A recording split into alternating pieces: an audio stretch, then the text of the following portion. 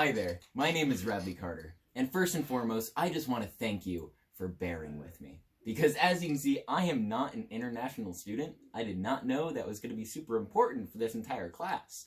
So I've had to fight pretty hard to make it all apply to myself, and as such, I am actually a new resident to Utah. So that's the main perspective I've had, and the culture shock I've experienced, and how I've tried to apply everything that we're learning by how I've adjusted to Utah and the new things I'm learning.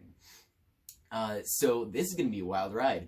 Buckle up, because we're going to compare some history from how Cedar City was established to my hometown. Not going to tell you yet, because that ruins the surprise. So, Cedar City actually started out from 35 pioneers that were sent down from Parowan to set up an ironworks, because there's an iron scarcity in the basin, and it's going to be amazing and beautiful, and nothing's going to go wrong. Whoops, there are Indians. That's a problem. How about we just do, like, agriculture and eventually become, like, a college town in 40 years? And we'll just forget that anything happened. That sounds a lot better. Cedar City has this wonderful, like, rustic feel, and actually this is a lie because I edited one of these photos, but you can see that Cedar City looks about exactly the same as it did 50 years ago, aside from the cars. So, if that tells you anything, it should.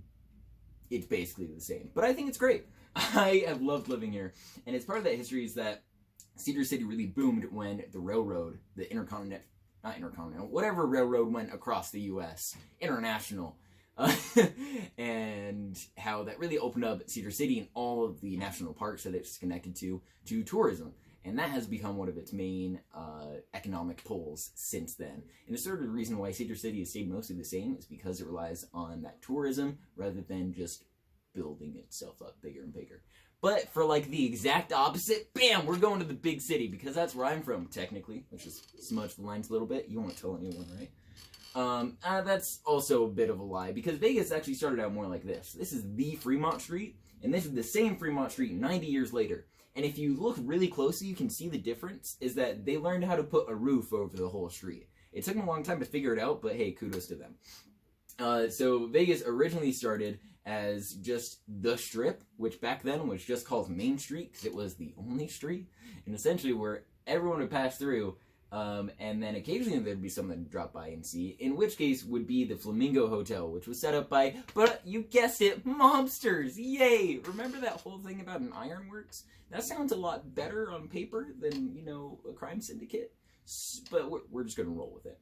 And so Bugsy, that's his name, you know, like the mobster, was the one that set up the Flamingo, and that sort of set up Vegas for, like, a long time, because now, just a whole bunch of other casinos and competition got built in, until it is what you see today, with less mob influence, which is great.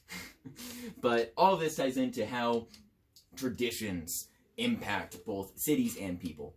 Primarily because we see in Cedar City that, you know, it started a small town with a connection to tourism, the national parks, and it's basically stayed that way because that's what's worked.